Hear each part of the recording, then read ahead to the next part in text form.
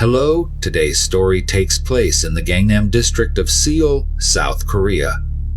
Located south of the Han River, this area is filled with skyscrapers, luxury cars, and high-end fashion stores. It is a hub for the elite.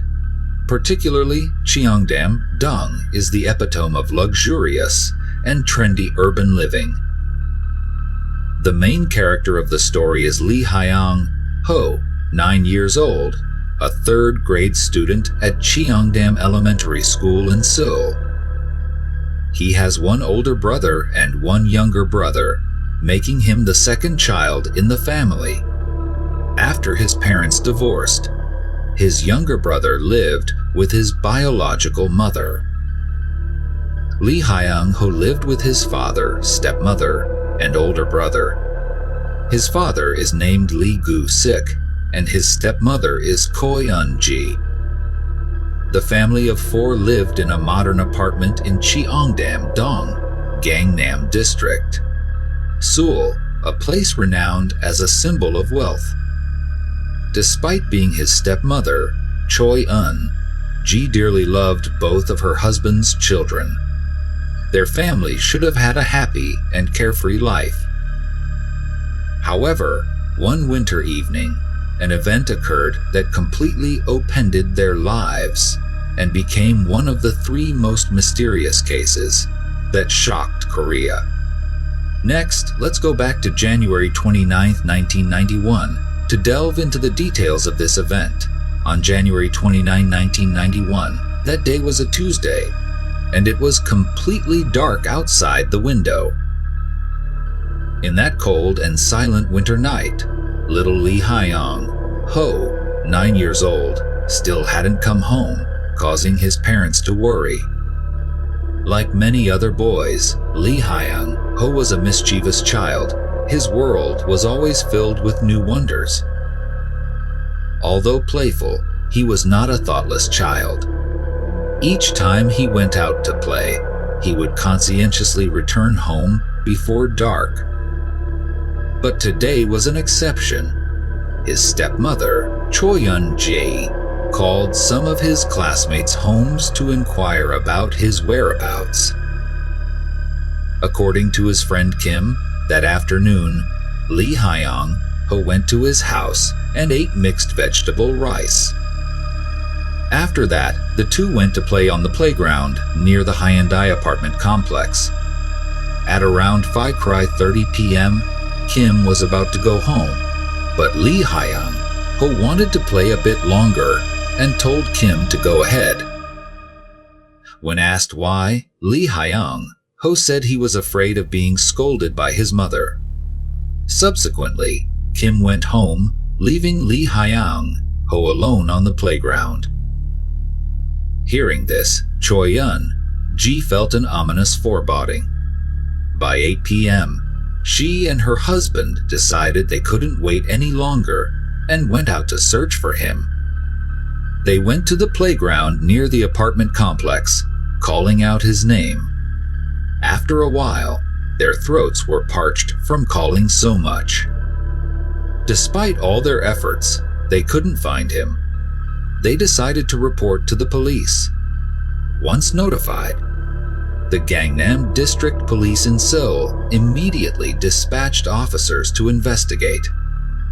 The media, upon learning of the situation, also arrived for interviews. The house was crowded with police, reporters, and neighbors, creating an extremely tense atmosphere.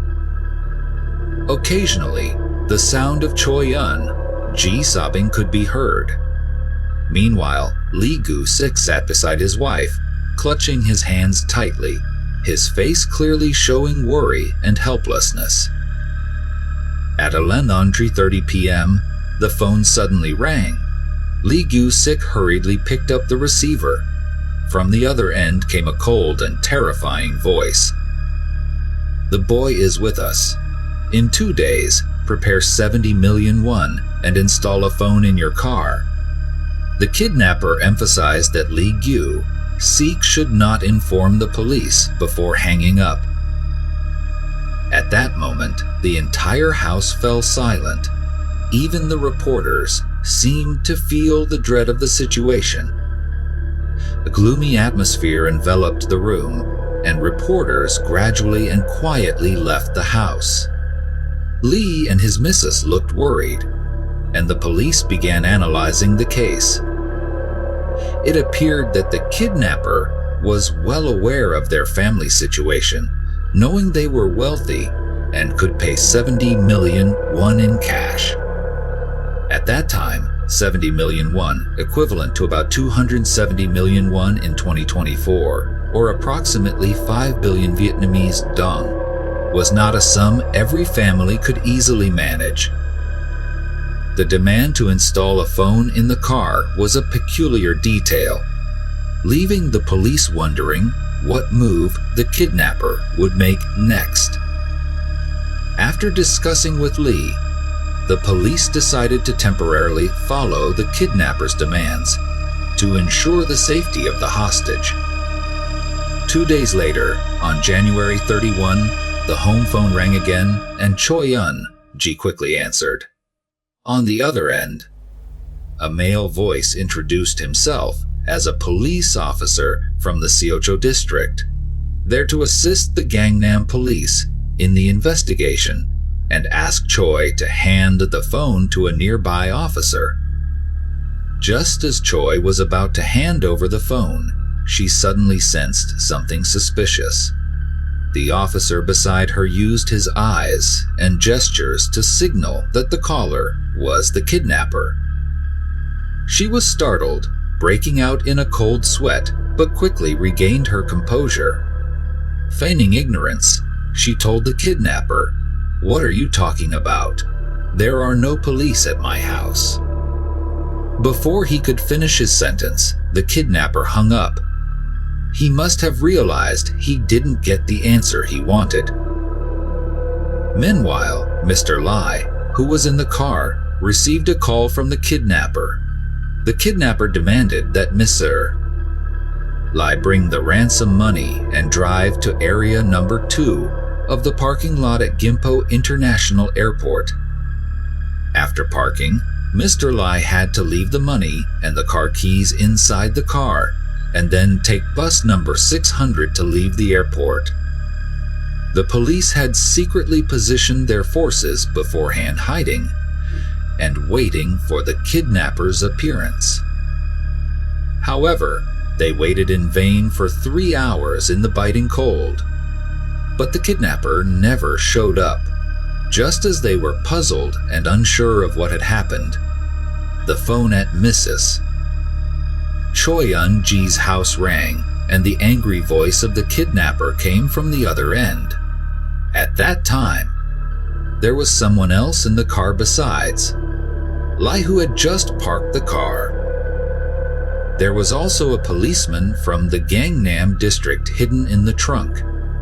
It turned out that the police had secretly placed an officer inside Mr.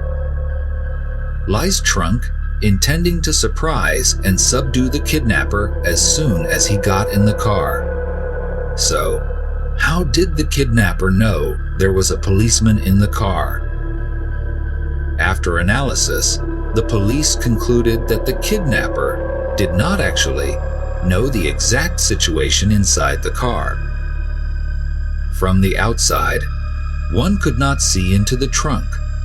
Moreover, in the previous call, the kidnapper had mentioned the back seat, not the trunk. Thus, it was likely that he was just playing a psychological game, trying to probe and confuse the police's actions. Soon after, the kidnapper used a public phone booth near the bus station to call Mr. Lee Gu Xiao, instructing him to drive alone to the Daehan Theater. Mr. Lee followed the instructions and drove to the location.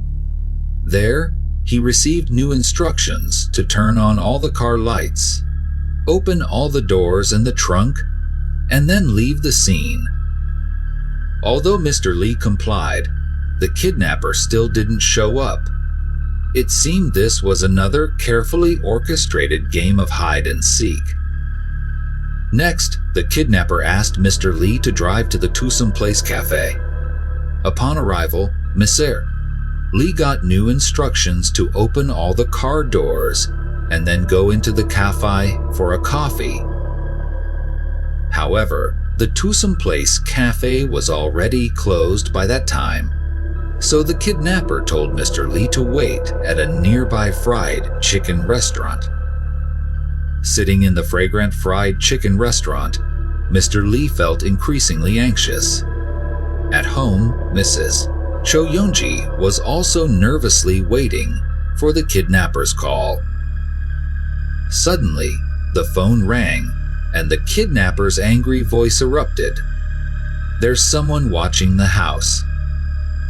I told you not to call the police, and you still deny it." In fact, the kidnapper's demands for Mr. Lee to drive to multiple locations were his way of checking if the police were monitoring him. Of course, the police had their own countermeasures. Whenever the location changed, they would use different cars and officers to follow, making it difficult for an ordinary person to notice. Therefore, the police didn't fully believe the kidnapper's claims. However, Mrs. Cho Yeon-ji was extremely frightened upon hearing the call. She quickly apologized tearfully, then calmly replied, "My husband was too scared to go alone, so he asked a relative to accompany him." After hearing this, the kidnapper seemed to calm down somewhat.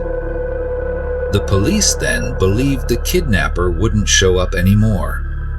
However, they unexpectedly noticed two suspicious-looking men lurking around the car with the ransom money. It appeared they wanted to take the bag of money from the back seat, but hesitated for a long time and eventually left.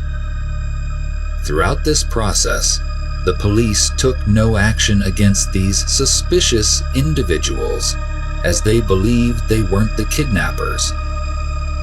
A careless move could tip off the real kidnapper. Despite being filled with worry and helplessness, Mr. and Mrs. Lai had no choice but to follow the police's arrangements and silently wait for the next opportunity. That day, the kidnapper made a total of 16 threatening phone calls. Each time the phone rang, their hearts tightened. Finally, in the early hours, the kidnapper called again, demanding the couple bring 70 million won in cash to a newsstand across from the Seoul Center for the Performing Arts on Cheongdam-dong. At 2:20 a.m., Mr. and Mrs. Lai carried a suitcase of counterfeit money to the meeting point. Mrs. Cho Yeon-ji noticed a young man about 20 years old near the newsstand, acting suspiciously, pacing back and forth, and occasionally glancing towards the money. While the police were debating whether to arrest him or not, the young man seemed to sense something and suddenly turned and ran. The police missed their chance to capture him once again. 1 week after Hyung-ho went missing, on February 5th, the kidnapper contacted Mr. Lai again, instructing him to go to a certain bus stop and look for a piece of paper that had been placed there. In addition to giving the task, the kidnapper casually asked Mr. and Mrs. Lai whether they had had lunch, making them feel quite bewildered. Upon reaching the bus stop, Mr. Lai found the piece of paper in the trash can. It contained 2 bank account details and the account holders' names. One was for Kim Do-san at the Commerce Bank, and the other was for Jun Ji-hong Soo at the Bank of Korea. The kidnapper demanded that Mr. Lai transfer 20 million won to each account. After receiving the directive, Mr. Lai consulted with the police, and they ultimately decided to transfer money only to the Commerce Bank account. Simultaneously, the police notified the bank to immediately freeze the account. However, at that time, the banking systems in Korea were still quite lax, and opening accounts with fake information was very easy. This posed significant difficulties for the police investigation, and they could not trace any leads from the account holders.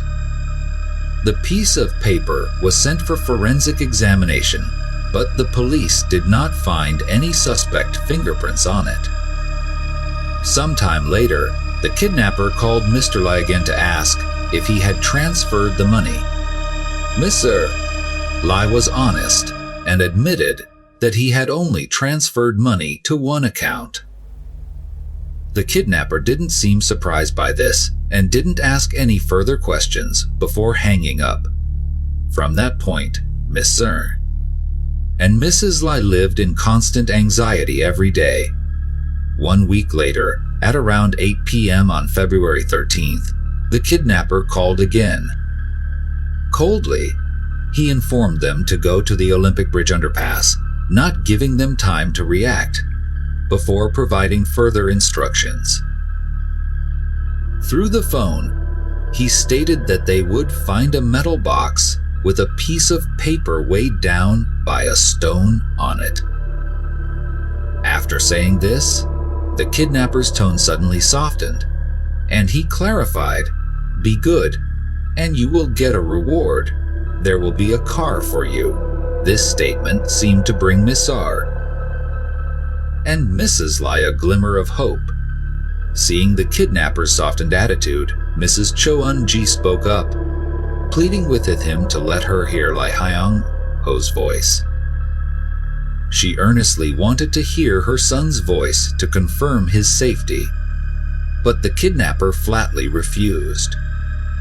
Despite their deep disappointment, Mr. Lai followed the instructions and found another note under the Olympic Bridge. The note instructed them to place 50 million won in cash on the Cheongdam-dong Bridge, and they would learn their son's whereabouts afterward. The group hurried to Cheongdam Bridge, found the designated spot, placed the suitcase with money, and quickly left.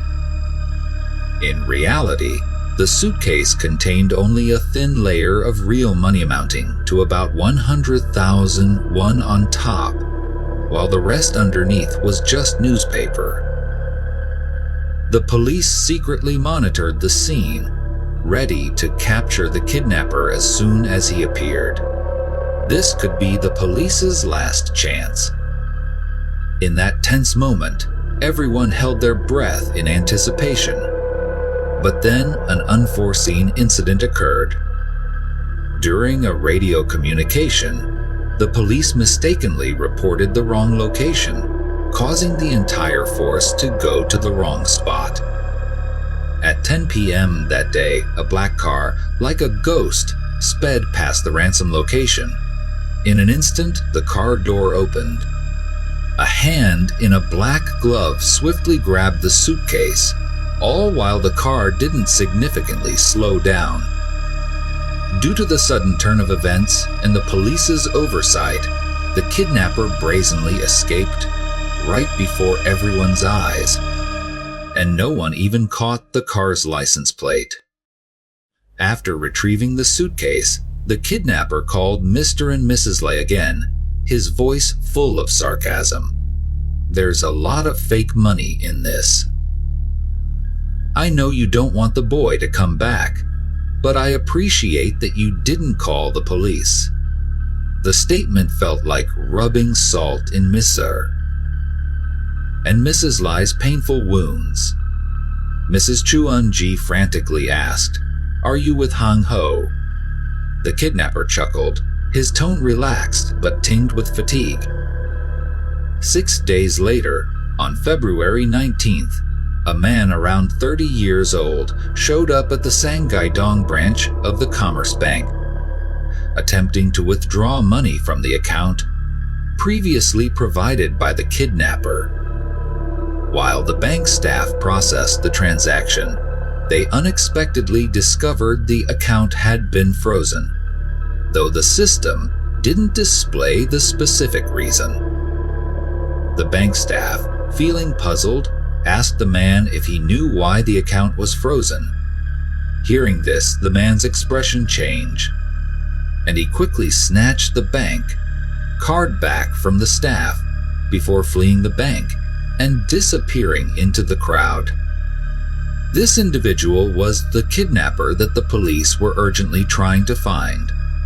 Unfortunately, at that time, the bank had not yet installed surveillance cameras, so the bank employee that day became the sole eyewitness to the appearance of the kidnapper. According to the eyewitness's account, the kidnapper was about 165 meters tall, with small, long eyes, thick eyelids, thin and tight lips, and a somewhat long chin. The police based on this description to sketch the portrait of the criminal. The portrait was then printed on flyers and 280,000 copies were distributed nationwide. They also recorded the kidnapper's voice onto 1,000 cassette tapes and broadcasted them across the country. However, despite all efforts, the kidnapper seemed to vanish without a trace. The eerie laughter in the last phone call was the only thing left for the police in Misur. Lee's family. The South Korean public was outraged by the police's negligence in continuously losing track of the criminal. The police blamed the bank, while the bank blamed its employees. By 1993, South Korea began implementing a financial identification system, laying a stronger foundation for financial security and crime prevention. In this shocking kidnapping case, the criminal made over 60 threatening phone calls. To avoid being traced via phone signals, each call was strictly controlled in duration, not exceeding 2 minutes. Besides, the kidnapper left more than 10 handwritten notes with scribbled, inconsistent handwriting, clearly an attempt to conceal his writing style. However, the police persistently analyzed the notes and identified several habits and unique writing characteristics of the criminal. A month and a half after the kidnapping, at 12:20 p.m. on March 13, near the Japson Olympic apartment complex in Sampa district, a worker repairing a railing discovered a strange object in a storm drain on Olympic Boulevard. Initially thinking it was a doll, he was horrified upon closer inspection to realize it was the body of a child, confirming everyone's worst fears.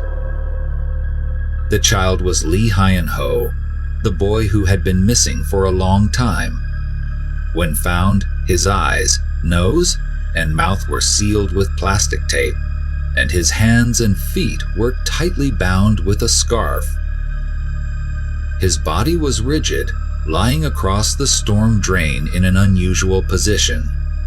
He was still wearing the clothes he had on the day he disappeared, but his shoes had been replaced with a relatively new pair of sneakers. A borrowed message from a classmate was found in his clothes pocket, with the step count stopping at 102 steps. The place where the body was found was about a 10-minute drive from Lee Hyung-ho's home, so close yet so far. The autopsy revealed 3 bruises on his forehead, believed to have been caused by the kidnapper, knocking him unconscious. His stomach still contained rice, green onions, and some other food he had eaten at a classmate's house on the day he was kidnapped. The food had not yet been fully digested, indicating that Lee Hyung-ho was killed not long after being kidnapped. The cause of death was determined to be suffocation, with the estimated time of death being between 2 a.m. and 4 a.m. on January 30. The body showed signs of being frozen, leading to the troubling conclusion that the storm drain was not the original crime scene. It's very likely that from the beginning, the kidnapper had no intention of keeping Lee Hyung-ho alive. After killing the boy, he hid the body in a freezer before disposing of it. Lee Hyung-ho's funeral was held in a sorrowful atmosphere. His parents, relatives, classmates, teachers, and even strangers full of compassion gathered to bid farewell to the unfortunate boy. Everyone shared a common desire to quickly bring the culprit to justice.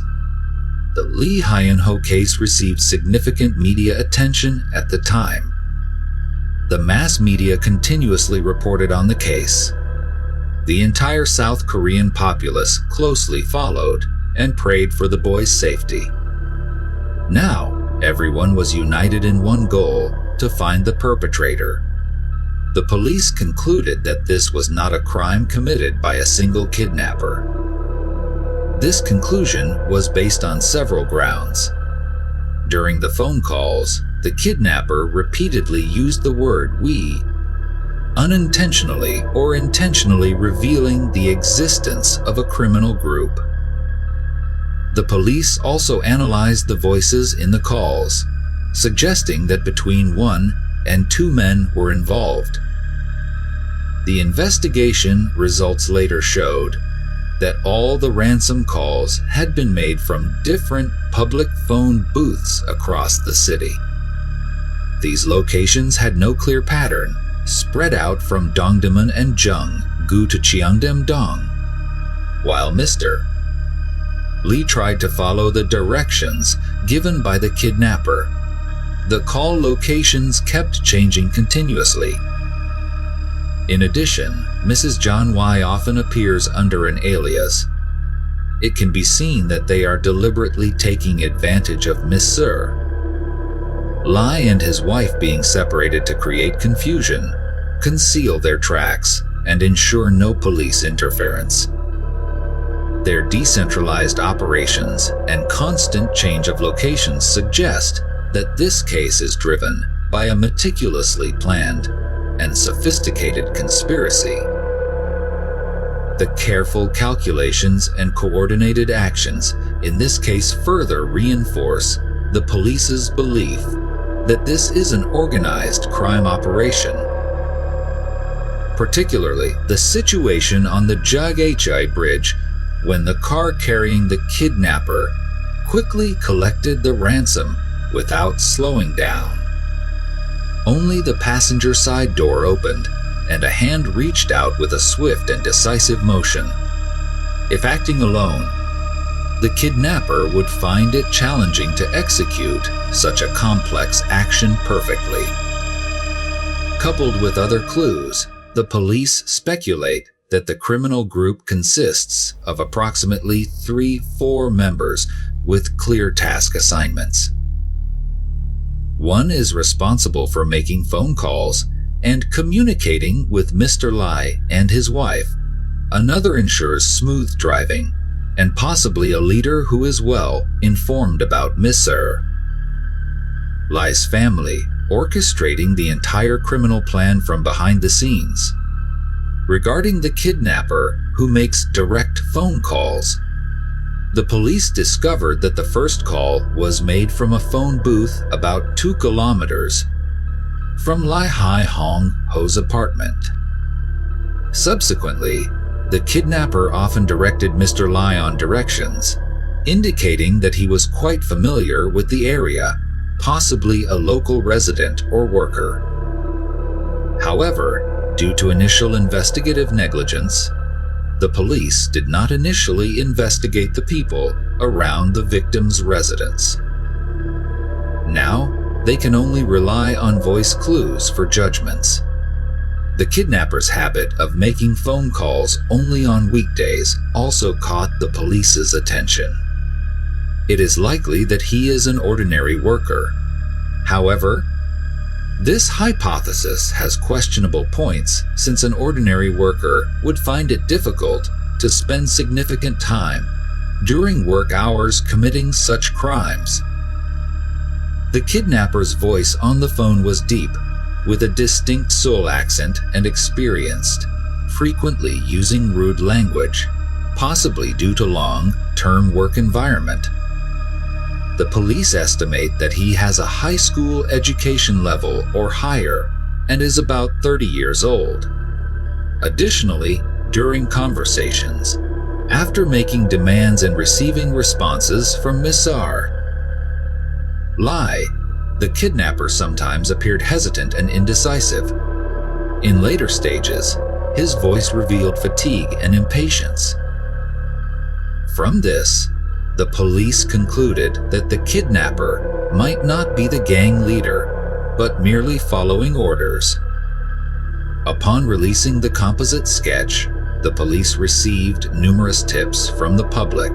Some reported seeing Hyung-ho with a group of young men around 20 years old near the area where the body was found. A street vendor also reported seeing these two at the Han River Square. The young man accompanying Hyung-ho had an appearance and voice matching the composite sketch. The police quickly identified the suspicious man, but ultimately determined he was just an ordinary person unrelated to the case.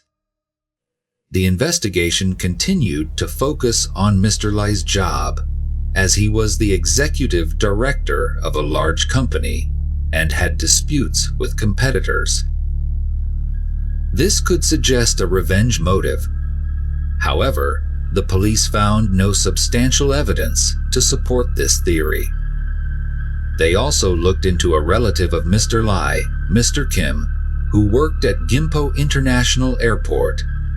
Given his job position and work environment, he had many similarities with the kidnapper, such as flexible working hours and the capability to arrange time during workdays. The airport was also one of the places the kidnapper had directed Mr. Lai to go. The handwriting of this person had similarities to that of the kidnapper. More importantly, the police discovered that the name of this man's sister differed by only one letter from the name on the bank account the kidnapper provided. However, all this was insufficient for conviction. The police could not conclusively link Mr. Kim to the crime. Subsequently, the investigation shifted to Lee Sang-shi, Hyung-ho's uncle and the case's prime suspect. At that time, Lee Sang-shi, age 29, had graduated in telecommunications. His financial situation was challenging, often borrowing money from Lee Hu-seok, Hyung-ho's father. Their relationship was very strained. At that time, child abductions were becoming increasingly complex in South Korea. Schools were continually ramping up safety education for students. If Lee Hyung-ho had been abducted by a stranger, he would have surely called for help. However, he meekly followed without any resistance. This suggested that the perpetrator was very likely someone familiar. And Lee Sang-ho, as the victim's uncle, came under police suspicion.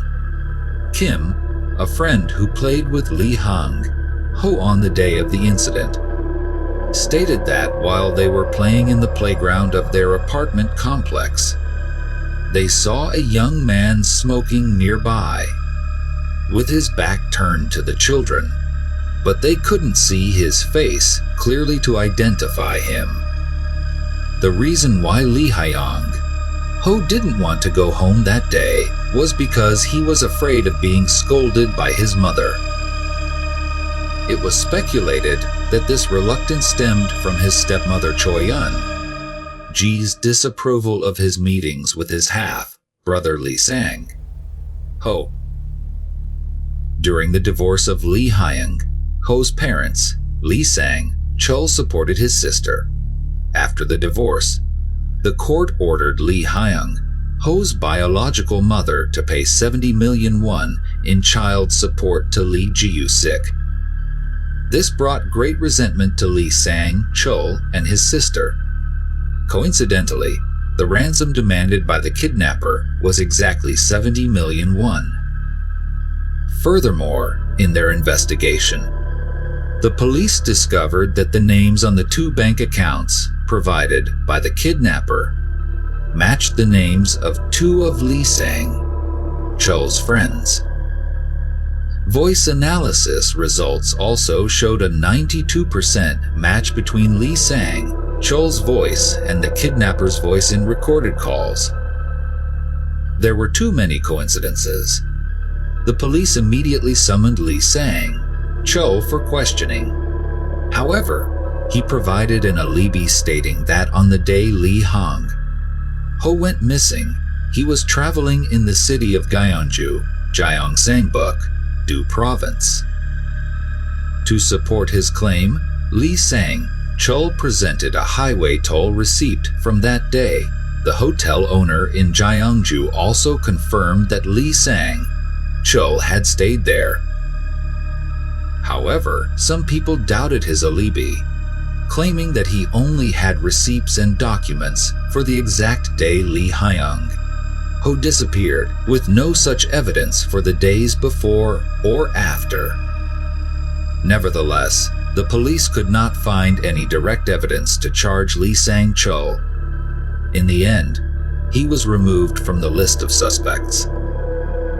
Throughout the investigation of this shocking case, South Korean police mobilized over 10,000 personnel, compiled a list of 400 suspects, conducted over 700 handwriting analyses, scrutinized 28,000 suspicious individuals nationwide, and offered a 30 million won reward for useful information. Despite all this, the culprit remained at large. In January 2006, 15 years after the incident, the case was officially suspended due to the expiry of the statute of limitations under South Korean law, becoming an unsolved mystery. Lee Hyung-ho's father, Lee Ji-suk, mournfully questioned whose protection the statute of limitations was meant for. The case sparked outrage among the South Korean public, with many arguing that such crimes should not be subject to a statute of limitations. 50,000 people signed a petition to the Blue House, urging the removal of the statute of limitations for serious crimes such as kidnapping and murder. The incompetence of the South Korean police in this case caused significant public outrage. Even after forensic results showed that leftover food in the victim's shoes matched the lunch Lee Hyung-ho had at a friend's house on the day of his disappearance, the police failed to link this to the investigation. Instead of focusing on this critical clue, they futilely surveyed restaurants in Songpa and Gangnam districts. Lee Ji-suk was deeply dissatisfied with the police's investigation methods. The relationship between him and the police became extremely strained. A police officer involved in the case stated, "I barely spoke to him. Although the case remains unsolved and the statute of limitations has expired, the South Korean public has never given up hope of uncovering the truth." In 2007, the film The Voice of a Murderer inspired by the Lee Hyung-ho case was released, rekindling a wave of public debate. To create this film, the producers obtained consent from Lee Hyung-ho's biological parents. However, his stepmother, Choi Eun-jae, did not agree. She felt that the film disturbed her image and reopened past wounds. Consequently, Choi filed a lawsuit against the producers, seeking to ban the film's release. This somewhat influenced the audience's perception of the film. At the end of the film, the audio recording of the kidnappers' voices played, sending chills down the viewers' spines. On South Korean online forums, the case of Lee Hyeong-ho has always been a hot topic, attracting keen interest and lively discussions from the online community. Some people believe that the culprit is someone close to Mrs. Cho Yeon-ji, while others speculate that one of the criminals is an undercover agent infiltrating the ranks of the police. Even more so, some suspect that Mr. Lee Gu-siu, the victim's father, is the mastermind behind the case. All these hypotheses are merely speculations from netizens, with no concrete evidence. In 2001, the famous South Korean TV program Want to Know the Truth featured a segment on the Lee Hyeong-ho case. 20 years later, in May 2021, the program once again focused on this tragic case, conducting investigations, interviews, and inviting experts to analyze it. On the program, voice analysis experts used the kidnapper's voice to sketch his portrait. In the portraits drawn by the police, the kidnapper had an oval face and a long chin. However, the expert believed that the kidnapper had developed masseter muscles on both sides of his cheeks and a short distance from his mouth to his chin. Moreover, the police found no evidence against him. When the police remained unconvinced, Dee Dee recklessly played her trump card.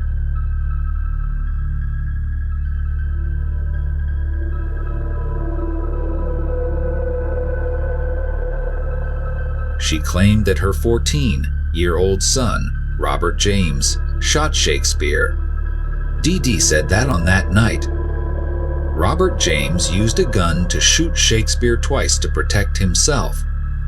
Naturally, Dee Dee's absurd testimony was dismissed by the court. The police and the court, of course, did not believe those unreasonable justifications. On December 10, 2012, after a prolonged trial, the judge concluded that Dee Dee was the most cunning individual he had ever encountered. This was a brutal, premeditated murder Dee Dee meticulously planned to create fake evidence, making everyone believe Shakespeare was still alive, thereby After the trial, Dee Dee wrote a letter of apology to Shakespeare's family, but stubbornly denied her crime.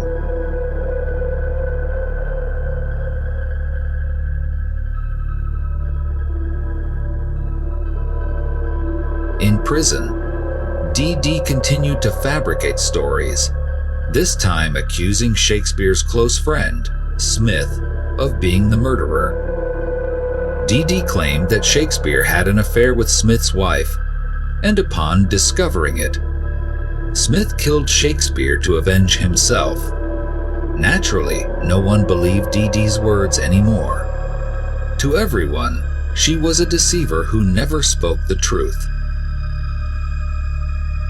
Dee Dee even went as far as falsely accusing her own son to escape punishment.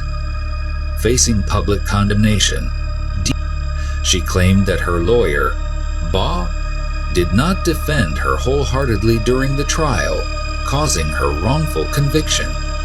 Dee Dee said, "He didn't defend me at all. Not at all. He was terrifying."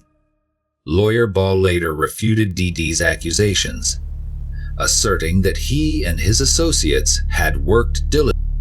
Moreover, all the evidence pointed to Dee Dee as the culprit. No matter how powerful, there was no way to deny it.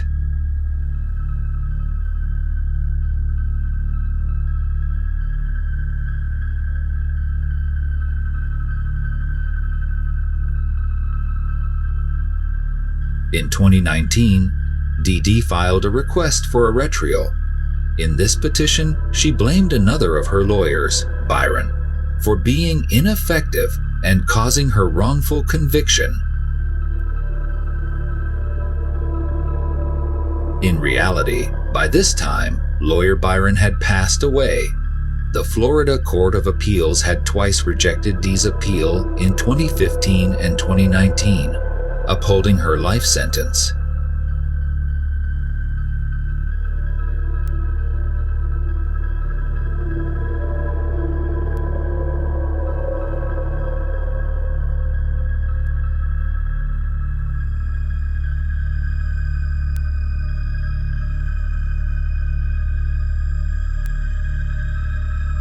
In a prison interview, Dee still insisted she was innocent and vowed to continue her appeal. However, the chances are slim. It is very likely that Dee will. Notably, in June 2017, the mother of Shakespeare's eldest son, Andrew, won a $1 million prize from a Dar 20 lottery ticket. It seems luck smiled on Shakespeare's family again. Although very happy, Andrew felt more worried. She shared with the press,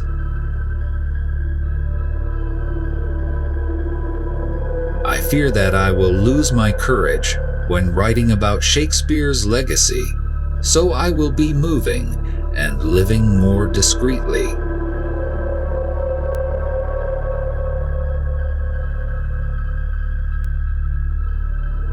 The tragic case of Shakespeare has led many people to protest against the public disclosure of lottery winners' information in the United States. They believe this is too dangerous and could turn lottery winners into easy targets for predators. American history has recorded many cases where lottery winners were murdered.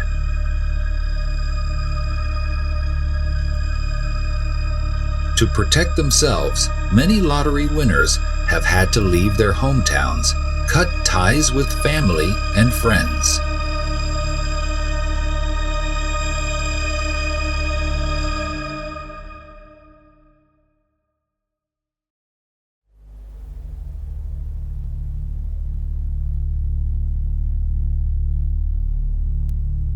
The U.S. government is also aware of this issue.